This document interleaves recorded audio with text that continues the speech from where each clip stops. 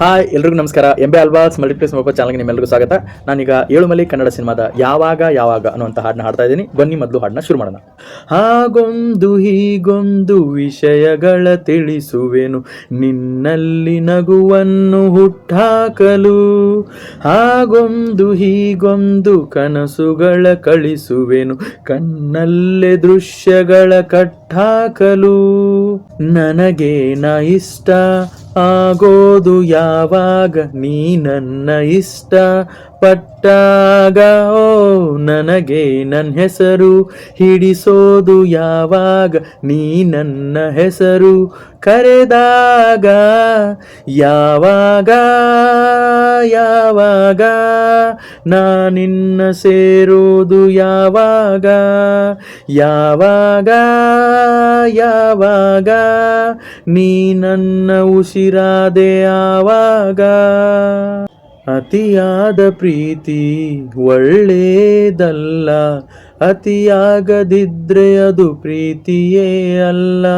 ನನ್ನ ದೃಷ್ಟಿ ಬಿಟ್ಟು ಬೇರೆ ತಾಕಲ್ಲ, ಆ ಅಂದ ಬಿಡಿಸೋಕೆ ಸೃಷ್ಟಿ ಸಾಲಲ್ಲ. ನನ್ನ ಬಡಿತವನು ನಾನು ಪ್ರೀತಿ ಮಾಡೋದು, ನೀ ಕೇಳು ಯಾವಾಗ. ಎದೆ ಮೇಲೆ ಕೈ ಇಟ್ಟು ನಾ ಕೇಳಿದಾಗ, ನಿನಗೆಂದೆ ಬಡಿದಾಗ. ನೆನಪುಗಳೇ ನನ್ನ ಎರಡನೇ ಹೃದಯ, ಈಗ ಈಗ ಈಗ. ಯಾವಾಗ ಯಾವಾಗ ನಾನಿನ್ನ ಸೇರೋದು ಯಾವಾಗ, ಯಾವಾಗ ಯಾವಾಗ ನೀ ನನ್ನ ಉಸಿರಾದೆ ಆವಾಗ. ಹಾಗೊಂದು ಹೀಗೊಂದು ವಿಷಯಗಳ ತಿಳಿಸುವೆನು, ನಿನ್ನಲ್ಲಿ ನಗುವನ್ನು ಹುಟ್ಟಾಕಲು. ಹಾಗೊಂದು ಹೀಗೊಂದು ಕನಸುಗಳ ಕಳಿಸುವೆನು, ಕಣ್ಣಲ್ಲೇ ದೃಶ್ಯಗಳ ಕಟ್ಟಾಕಲು. ನನಗೇನ ಇಷ್ಟ ಆಗೋದು ಯಾವಾಗ, ನೀ ನನ್ನ ಇಷ್ಟ ಪಟ್ಟಾಗ. ಓ ನನಗೆ ನನ್ನ ಹೆಸರು ಹಿಡಿಸೋದು ಯಾವಾಗ, ನೀ ನನ್ನ ಹೆಸರು ಕರೆದಾಗ.